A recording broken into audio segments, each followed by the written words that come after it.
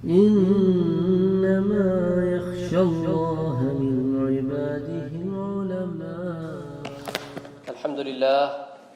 الحمد لله نستعينه ونستغفره ونؤمن به ونتوكل عليه ونعوذ بالله من شرور أنفسنا ومن سيئات أعمالنا فمن يهده الله فلا مضل له ومن يضلل فلا هادي له وأشهد أن لا إله إلا الله وأشهد أن محمدا عبده ورسوله اللهم صل على سيدنا محمد صلى الله عليه وسلم رب اشرح لي صدري ويسر لي أمري واحلل عقدة من لساني يفقه قولي فقال الله تعالى في القرآن الكريم والفرقان المجيد أعوذ بالله من الشيطان الرجيم بسم الله الرحمن الرحيم والذين آمنوا أشد حبا لله صدق الله العظيم.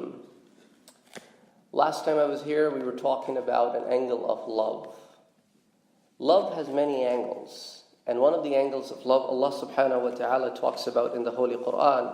Allah subhanahu wa ta'ala says in this ayah of Surah Al-Baqarah, ayah number 165, those people who believe are stronger in love for Allah subhanahu wa ta'ala. Now love is a feeling in the heart which is very much connected to mercy. The person who loves has to be merciful towards the people that he or she loves. That's a common phenomenon in the human life, in the animal kingdom, and anywhere and everywhere you go. When you love somebody truly, you will be merciful towards that person. Allah subhanahu wa ta'ala is extremely merciful upon every being in this entire universe because He loves us. And He wants us to love Him back. Why? Because He really, really, truly deserves to be loved. We talked about one aspect of love last time I was here. We're going to talk about another aspect which is related to that aspect of love. Allah subhanahu wa ta'ala says in the Quran, إِنَّمَا الْمُؤْمِنُونَ إِخْوَةً. The mu'mineen among themselves are like brothers. Now we're also going to talk about another angle of love. How should a mu'min or a Muslim behave towards the people who are not in the same faith that he or she is in? But among themselves is another aspect. So we're going to talk about that aspect. We're also going to talk about the other aspect. So mu'mineen among themselves are like brothers. Now what exactly does that mean? That means you cannot be unjust to each other. You cannot hurt each other's feelings. You cannot harm each other. You cannot be bad, in other words, towards each other. You got to be good towards each other like the brothers are. Don't be like the brothers of Joseph. That is something Allah subhanahu wa ta'ala does not want us to be. That's why Allah subhanahu wa ta'ala attributed an entire surah in the Quran, Surah Yusuf, and talked about his 10 brothers. And also talked about Yusuf, what kind of brother Yusuf was. So Allah subhanahu wa ta'ala wants us to take the attributes of Yusuf and be the brother like Yusuf. That when he confronted his brothers towards the later part in his life, he could very well take the revenge. And nobody could have ever asked him, why did you do this to these people? What did he say? لَا تَثْرِيبَ عَلَيْكُمُ الْيَوْمِ. Not only that I forgive you, I don't have any ill feeling against you, rather to an extent that after this day, nobody will even talk about what you did to me. لَا تَثْرِيبَ عَلَيْكُمُ الْيَوْمِ. He uses the word tharab. So when his dad comes and meets him towards the later part of the story, where does he start his story from? He said, you know, Dad, Shaitan came between me and my brothers. And Allah subhanahu wa ta'ala honored me by taking me out of the prison and giving me all of this what you see. So he skips all those people who were nice to him, who loved him, and any atrocity or injustice was committed from them towards him. He just skipped over all of that because he said, لَا تَثْرِيبَ عَلَيْكُمُ الْيَوْمِ. He didn't cry about, I was in the well and I was taken as a slave and I was sold as a slave and I lived in the house of Aziz and I went through this and went through that, because all of that would have given pointing over to his brothers. So he totally skipped that part. لَا تَثْرِيبَ عَلَيْكُمُ الْيَوْمِ. So Allah subhanahu wa ta'ala says to the mu'mineen that if you ever encounter a situation where the two brothers are fighting, فَأَصْلِحُوا بَيْنَ أَخَوَيْكُمْ. Because they're your brothers, you should try to reconcile them. You should try to bring them back on the same platform. Make them brothers again. That's how your behavior should be. And a lot of these things that we see around us in this world, where a Muslim's committing crimes against the fellow Muslims, could easily be avoided just by looking at these 6 words. The first 3 words, إِنَّمَا الْمُؤْمِنُونَ إِخْوَةً. Mu'min are like brothers. The next 3 words in another ayah, فَأَصْلِحُوا بَيْنَ أَخْوَيْكُمْ. If you ever notice that they are in any kind of dispute, sit with them and resolve it. 6 words, 2 different ayahs. That's it. That's the beauty. Allah subhanahu wa ta'ala has resolved all the conflicts, because there isn't a conflict that can be resolved. The problem comes in when we are egoistic. When we want things to be our way alone, we do not want to compromise. Look around in daily life, whenever people do not want to compromise, do not want to come on the common ground that I get some benefit, he gets some benefit, until and unless that comes on the table, things do not come easy. You can force people to follow you, but that forcing is only temporary. After the time period is over, after the people get enough strength, they will overthrow you. And that's exactly what happened in the past. All those people who were unjust, Allah replaced them with the people who were not. And it's not true like that Muslims, if unjust, will not be overthrown. They have been overthrown. If they're unjust, they will be overthrown by other people. Maybe there will be more unjust, but they will be overthrown. So how should we be towards the people who are not Muslims? Allah subhanahu wa ta'ala says in Surah Al-Baqarah, La ikraha fi din. There is no compulsion in the religion. There is no forcing in the religion. Even to the Prophet Muhammad sallallahu alayhi wa sallam, Allah subhanahu wa ta'ala says, you are to deliver the message. You can't force them to accept the message. You are not to overwhelm yourself on the fact that these guys are not believing, because who are you? You are only to relay the message. Once you relay the message, your job is done, because you are a messenger. You're not a policeman over them. So you got to be merciful. You got to be compassionate. Do not leave the merciness. Do not leave the compassion. Love thy neighbor. Love the people around you has always been the message. But people did not understand the message because they wanted to do things their way. وَأَصْلِحُوا took the back seat. So as a result, what we started doing is what you see around us. Now notice Allah subhanahu wa ta'ala presents His Prophet in the book as how? وَمَا أَرْسَلْنَاكَ إِلَّا رَحْمَةً لِلْعَالَمِينَ. You have heard this a million times. But the idea is now for us as a ummah to understand it. It doesn't say that only for the believers. It doesn't say it's only for the humans. It says you have been sent as a mercy for all worlds, inclusive of what you know and what you don't. This is the Prophet of mercy, that when he went on a night journey and he saw an angel who didn't smile, he was the only angel who did not smile. And all angels smiled when he greeted him. He asked Jibreel, who is this angel? Why is he so sad? Why didn't he smile back? And Jibreel said, he is Malik. He is the head of all the angels of the hell. We were expecting, if he would ever smile in his life, that would be this day when he would see you, because we were all waiting for you. So this is the mercy, that when he looks at a bird roaming around, he calls upon his companions and says, did any one of you took her eggs? Return it back. He is the Prophet of mercy that camels would approach and talk to him. He is the Prophet of mercy that the deers would call upon. He is the Prophet of mercy that the wolves would come and sit in his presence with their requests. The problem is we don't look at those books. We do not read the Prophet of mercy. Imam Bayhaqi has written the Dala'il al-Nubuwah, an entire volumes on the miracles of the Prophet. Imam Abu Nu'aym has written Dala'il al-Nubuwah. Imam Suyuti has written Al-Khasa'is al-Kubra. And books after books after books are there talking about His mercy, His miracles, His compassion, His love.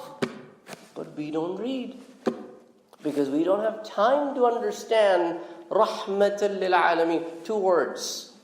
And Allah subhanahu wa ta'ala, how does He introduce Himself? Alhamdulillahi Rabbil Alameen. I am the Rabb of Alameen. And my Prophet is the mercy of Alameen. I have sent this as a gift to you so that you can take the mercy from Him and improve the state of your heart. Be merciful, be soft, be compassionate. Then Prophet Muhammad sallallahu alayhi wa sallam in the Meccan period, the Sahaba approached him and said, Ya Rasulullah, you are the Rasul, you are the messenger, you are the Nabi, you are the Prophet of God. Why don't you raise your hands and say the dua so these people of Mecca be destroyed? Because what they do is beyond belief. They would go out of their way to hurt us physically, emotionally, morally. Not just alone us, but also you. And the Prophet's response was reported in Sahih Muslim. Inni lam ub'athu la'anan wa innama bu'ithtu rahmah. I have not been sent down over here to say these kind of du'as for these people. Rather, I have been sent as a mercy. I will not going to raise my hands and destroy these people. Now think about it. If these people would have been destroyed in the Meccan life, would we be able to ever get Khalid ibn Walid, Amr ibn As? These people would have been destroyed. Think about it. If the Prophet would have raised his hand and the entire city of Ta'if would have been destroyed, where would you have get Muhammad ibn Qasim? Where were you going to get these people? So it is the mercy of Allah subhanahu wa ta'ala that He wants us to be merciful. And the Prophet Muhammad sallallahu alayhi wa alihi wa sallam said, Ya ayyuhan nas, O people, innama ana rahmatun muhdatun. I am not just the rahmah, I am a rahmah in the form of a gift for you from your Lord. Muhdatun. He basically packaged me as a gift to you, and this gift is the gift of the mercy, reported by Imam Hakim in Al-Mustadrak. Abu Amama radiyallahu ta'ala anhu says that the Prophet Muhammad sallallahu alayhi wa sallam himself said, reported by Imam Ahmad in Al-Musnad al-Ahmad, Inna Allah ba'athani rahmatan lil-alameen wa hudan lil-alameen. Allah subhanahu wa ta'ala has sent me as the rahmah for all the worlds, and not only just that, as the guidance for all the worlds. But again, the Quran says, whoever does not wishes to pick the guidance, that's their call. Whoever wishes to pick the guidance, that's their call. They will be dealt with based on the decisions that they made. But you have no right to pinpoint at people and insult them and call them names, because the merciful doesn't do that.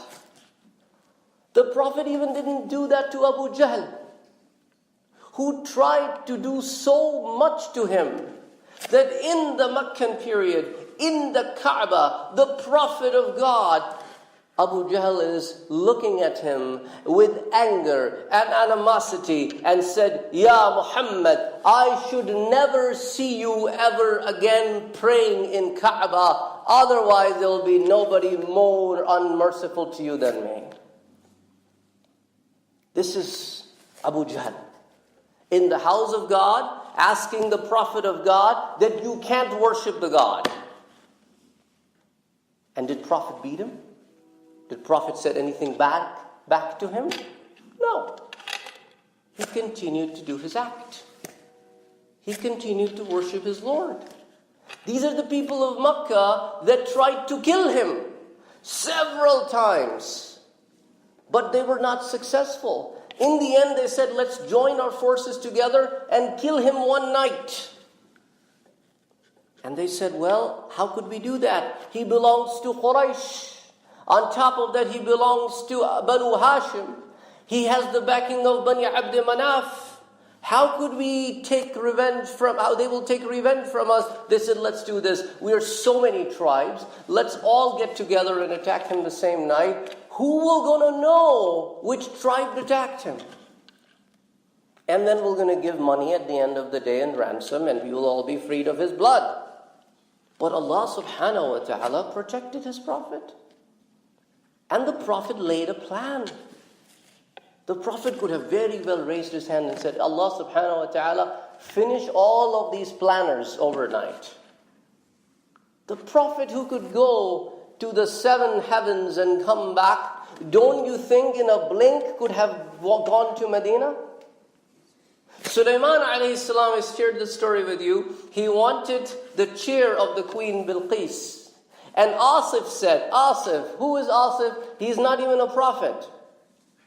He's just a waliullah min awliya Allah. He said to the Sulaiman alayhi salam that I will going to bring it to you as you blink. And the chair was there. A servant of Allah who is not even a prophet, Allah has given him a knowledge to do so. Don't you think Allah could have taken His Prophet like this from Mecca to Medina? In a snap, nobody would even know about it. But Allah subhanahu wa ta'ala wanted to teach us a lesson.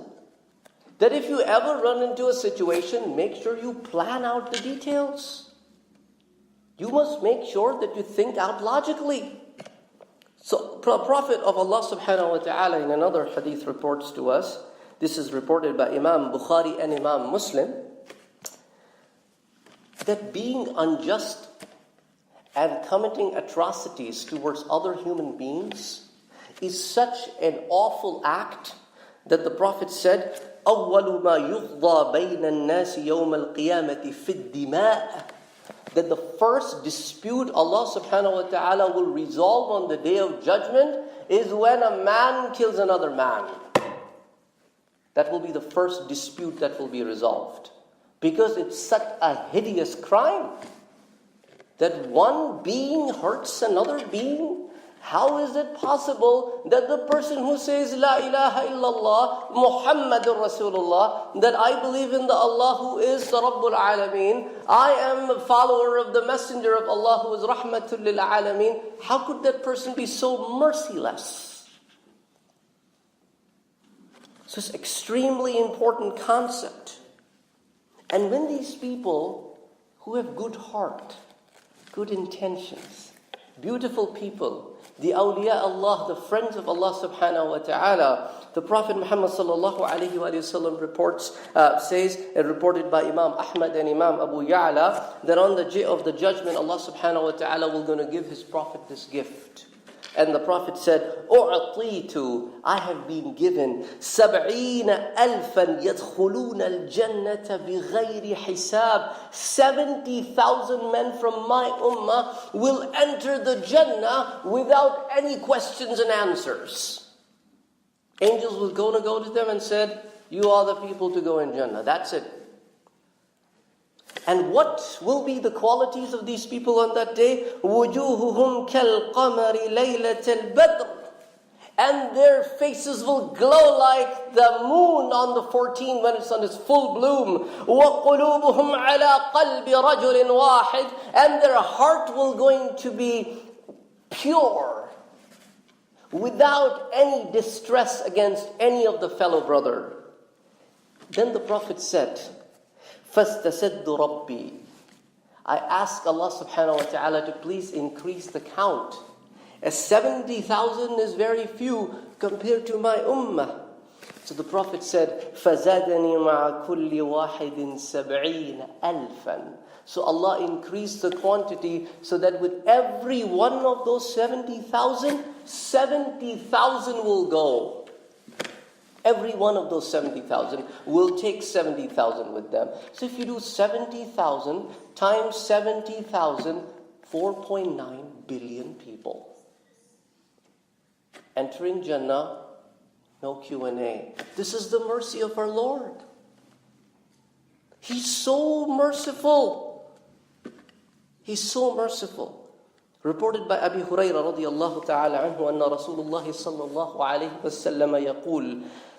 Prophet sallallahu alayhi wa sallam qala, yaqul Allah subhanahu wa ta'ala says, this is hadith al-Qudsi, إِذَا أَرَادَ عَبْدِي أَن يَعْمَلَ سَيِّئَةً فَلَا تَكْتُبُوهَا عَلَيْهِ حَتَّى يَعْمَلَهَا.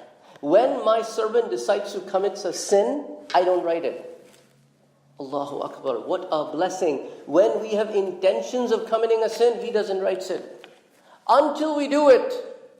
فَإِنَ عَمِلَهَا فَاكْتُبُوهَا بِمِثْلِهَا. If he does that evil sin, or if he commits that matter of sin, only write it one sin. وَإِن تَرَكَهَا مِنْ أَجْلِي فَاكْتُبُوهَا لَهُ حَسَنًا. And if he, for the sake of Allah subhanahu wa ta'ala, decide to let go of that sin, just let go of that sin, then I'm not going to do it because I do not want to commit this sin for the sake of Allah subhanahu wa ta'ala. فَاكْتُبُوهَا لَهُ حَسَنًا. Write it as a good deed for him. وَإِذَا أَرَادَ أَن يَعْمَلَ حَسَنَةً فَلَمْ يَعْمَلَهَا فَاكْتُبُوهَا لَهُ حَسَنًا. And when he just have an intention of doing a good thing, he has not yet done it, write it down as a good deed. فَإِنْ عَمِلَهَا. If he works upon it, فَاكْتُبُوهَا لَهُ بِعَشَرِ أَمْثَالِهَا إِلَى 700 ضَعْفٍ. If he does a good deed, then give him 10 folds to 700 times. 10 times to 700 times, based on whatever Allah subhanahu wa ta'ala's mercy wants. But you commit one good deed, written 10 to 700. You just have an intention of doing a good deed, one time. If you have an intention of doing a bad deed, don't write it. If you have a commission of the bad deed, then write it once. If you repent after you have committed the sin, wipe it out. Subhanallah. What more mercy do we want? So Allah subhanahu wa ta'ala loves us. That is why the ayah that I told you right at the beginning of this khutbah, that وَالَّذِينَ آمَنُوا. Those people who believe, أَشَدُّ حُبًّا لِلَّهِ. Their love for Allah is so strong because they have their focus on this mercy. They are focusing on His mercy. That Allah subhanahu wa ta'ala created the mercy in 100 parts. Gave only one part to this universe. And based on that one part, you and I are merciful upon each other. Animals are merciful upon each other. The insects are merciful upon each other. And the other 99 parts He kept for the day of judgment to distribute the mercy, to send us in the Jannah and save us from the hellfire. This is the mercy of Allah subhanahu wa ta'ala. أقول قولي هذا وأستغفر الله لي ولكم ولسائر المسلمين فاستغفروه إنه هو الغفور الرحيم. وفوق كل ذي علم